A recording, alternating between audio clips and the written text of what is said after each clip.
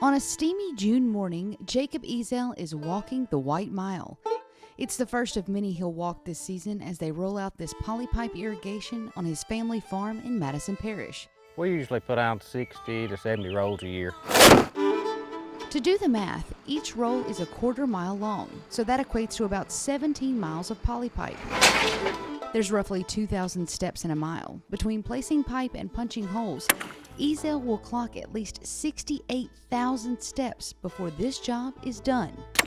It's a hot and tedious task, but Ezell says irrigation is a crucial step in the success of this crop. Polypipe is what allows us to have a crop on a dry, hot year. Used to use galvanized pipe, 30-foot joints at a time, put them together, or PVC.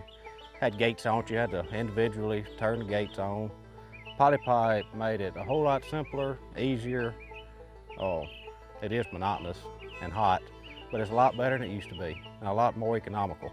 Economics drive every decision on this 2,000-acre farm. That's why Ezell says he and his family are constantly searching for new ways to improve efficiency and productivity on their operation. We're mostly irrigated now. That's changed in the last 2-3 years. We used to farm like it was 1970, up until about 5-6 years ago. We went from 8-row to 12-row. That sped up our operation, don't have to have as much labor. We got GPS where we used to have row markers. We're taking advantage of newer technologies for fertilize, variable rate, pulling soil samples, things like that. Where used to, we would just put it out there and hope for the best. But now, we're taking a little more time, more money, and it pays off in the end. But progress doesn't stop at the turn row. He's also working in the pasture to grow a better herd of beef cattle. We're not running so much of a commercial cow as to a more purebred F1 calves. We're thinking more toward a consumer basis versus sale barn. Trying to get geared up to maybe sell fed out beef. More day-to-day people like us, they want local fresh stuff.